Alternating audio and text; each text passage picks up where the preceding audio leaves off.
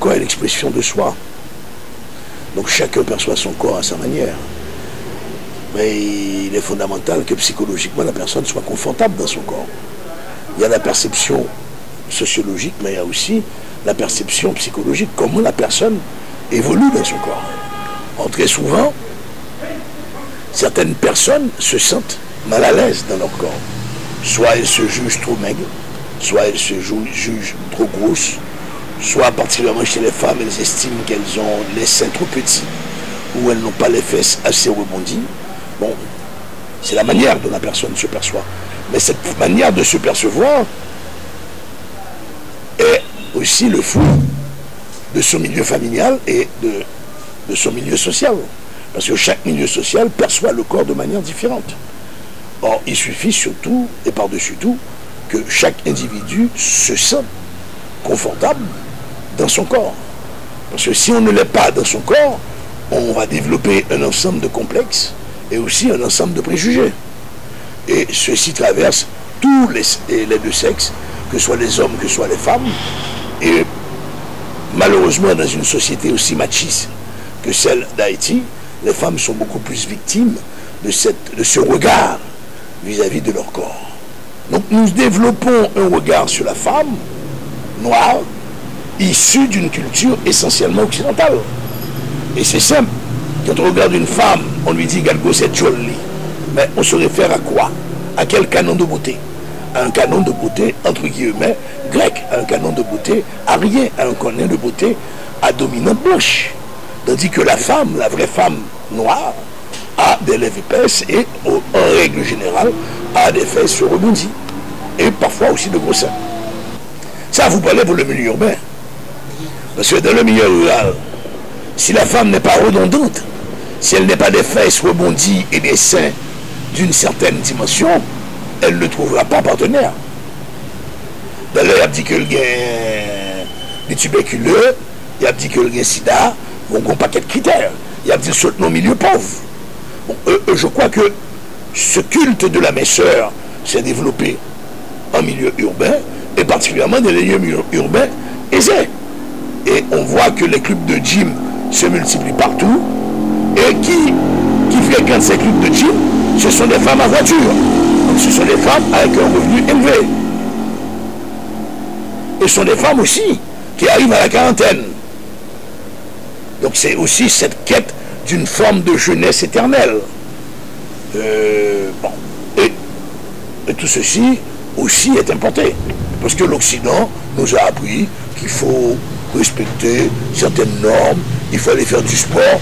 Est-ce que ces femmes vont faire du sport pour leur santé, ou est-ce qu'elles vont faire du sport, par snobisme? Parce que mademoiselle de la Fouque Chaude fréquente ce centre sportif, donc il faut que je sois là, peut-être ma vie bien avec madame de la Fouque Chaude. Est-ce qu'elles vont pour l'esthétique, pour leur corps? Ça, c'est encore une question à poser. Il y a aussi le phénomène de messieurs souffrant de la cinquantaine. Donc la quête de la petite jeunesse avec la chair ferme, est-ce que c'est pas une façon de continuer à plaire à leur homme? Donc il faut se poser ces questions. Mais je ne crois pas que ce mythe de la grosseur fasse partie de la culture haïtienne. Et soyons très clairs. Prenons par exemple la ville du Cap. Une capoise qui n'est pas rebondie, il dit, quand on sort même, ou pas mon cap. Donc, c'est-à-dire que chaque aire géographique a peut-être ses critères, mais n'oubliez pas qu'il y avait un carnaval qui traduisait cette méfiance par rapport aux filles fines, Marégo et Médcolan. C'était très péjoratif. Donc, alors, ce culte d'être un fil a des conséquences énormes. Il y a des problèmes de plus en plus en Haïti d'anorexie, où les jeunes filles n'arrivent pas à se nourrir, où elles se nourrissent et se font vomir immédiatement pour garder une certaine taille, parce que toute gonfolie, pas de travail en pays, tous les mannequins, toutes les faire publicité, et la publicité recrute surtout des jeunes filles. Et c'est pour ça que je rends un vibrant hommage à Sister M, qui, elle, assume sa grosseur, et elle se sent confortable dans sa grosseur, sans aucun complexe.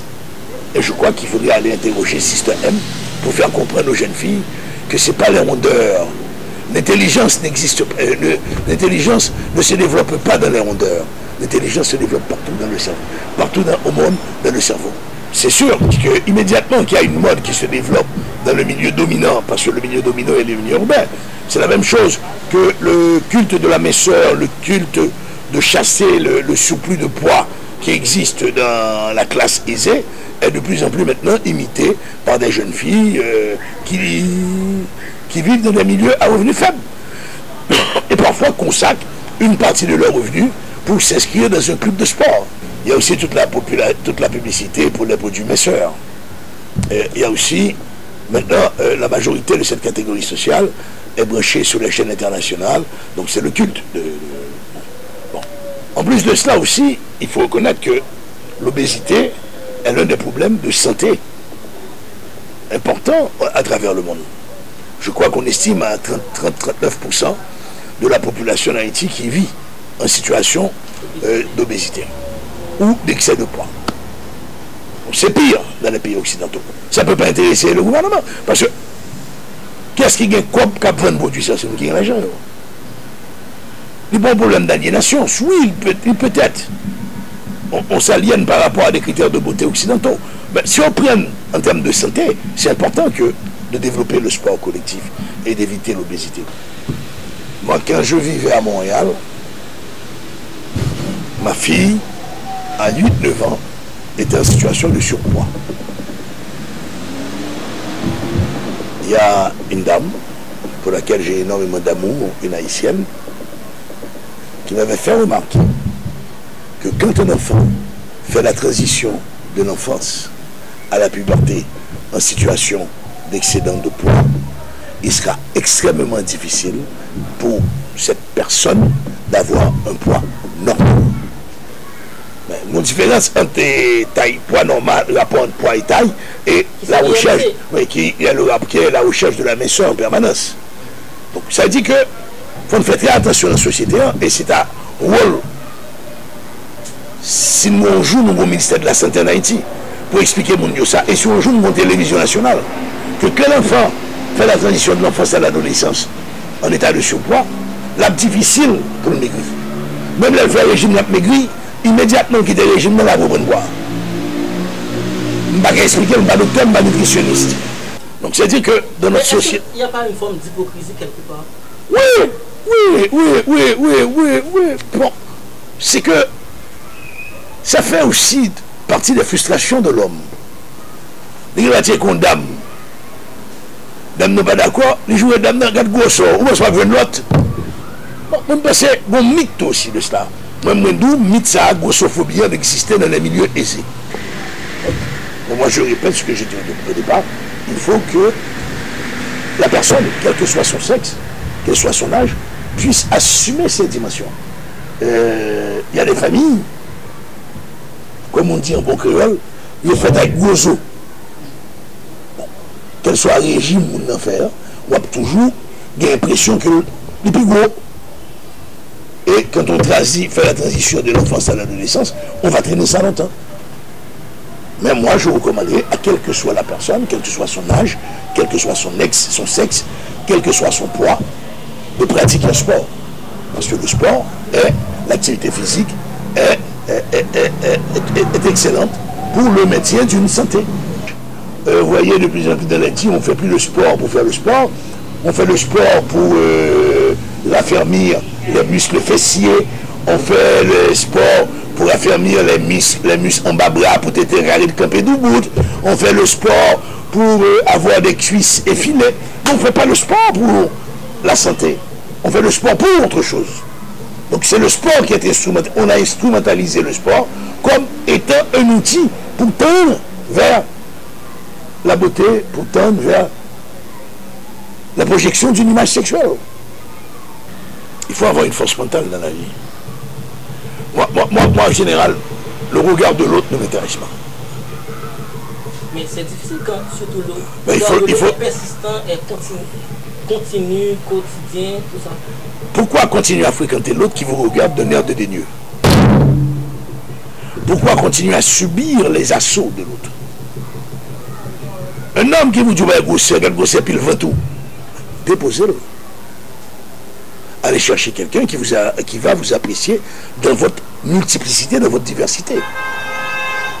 En général aussi, l'homme essaie de cacher ses impuissances, très souvent par rapport aux rondeurs. Ça veut dire quoi exactement? Il cache ses impuissances dans une forme de complexe face aux rondeurs. Nèg la besoin aller un petit bout, donc il dit madame ni trop gros. Nèg la a des difficultés érectiles, il dit femme trop gros. Bon, il y a tout ça, donc il faut qu'on fasse attention aussi. Qu'est-ce que le regard de l'autre? Le regard de l'autre, c'est la manière dont on évalue votre moi. Mais je m'en fous de la manière dont j'ai évolué mon moi. Mais nous banalisons tout. La femme est grosse. Nous taquinons. Les maigres, nous avons gommé de couleur. La personne vit avec un handicap, nous avons le cocobé. Nous n'avons pas pris le mademoiselle, nous n'avons pas pris le madame, nous n'avons pas pris le bout de bras. Nous n'avons pas pris le clodop. Nous banalisons tout. Même les voleurs, nous les banalisons. Même ceux qui font du mal à ce pays, nous banalisons. Nous banalisons tout. On devrait peut-être nous appeler des Haïtiens banaliseurs. Quand on prend conscience, on dénonce, on vous critique. Pourquoi? Donc l'Occident est en train de gérer ça.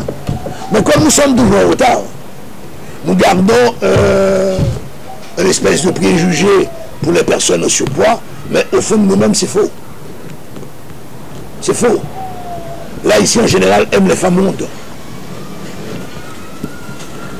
Donc cette question de préjugés envers les femmes, c'est construit et c'est de surface, c'est pas profond. C'est pas profond. Dès les années 60, si une dame était mariée, elle était monsieur, c'était pas le mal, Marie ne peut occuper. Donc on ne peut pas dire qu'il y a une révolution mentale par rapport à la question pondérale, mais simplement c'est une mode venant de l'Occident. Et comme nous sommes les macaques de la Caraïbe, nous devons tout imiter. Donc on imite. On imite. Mais moi je trouve qu'il y a des femmes mondes dans ce pays qui sont d'une extrême beauté, qui sont d'une extrême gentillesse, comme il y a des femmes minces qui sont d'une extrême beauté, d'une extrême gentillesse. Moi je n'ai pas un problème. Mes critères de beauté ont évolué avec le temps, avec mes âges. Moi, j'aime la femme, mais la femme dans son essence. C'est pas le poids qui me crée un problème, c'est pas la couleur des cheveux, c'est pas la texture des cheveux, c'est l'être humain que je vois. Or, il faut qu'on arrive à combattre l'ensemble des stéréotypes vis-à-vis de l'être humain en général et des femmes en particulier. Moi, j'inviterais les femmes à organiser une marche pacifique, pas le 17 octobre, mais une autre date, une marche pacifique des femmes mondes, pour montrer que nous pouvons marcher et que nous aimons aussi la vie. Donc, commencer à former l'enfant très tôt. Que l'autre, c'est l'autre. Il faut qu'on arrive à décrire une autre personne sur certains attributs péjoratifs. Où va on est-elle? Non. Où on pile bagarre? C'est péjoratif. Où va on est-elle? Mais on est-elle où le botton gol? Où va on est-elle? Les mecs concluent. Il faut qu'on arrête. Ou bien est-elle, si je suis Claude, il faut qu'on arrive, qu'on arrête à décrire l'autre par rapport à des aspects physiques que nous voulons être négatifs.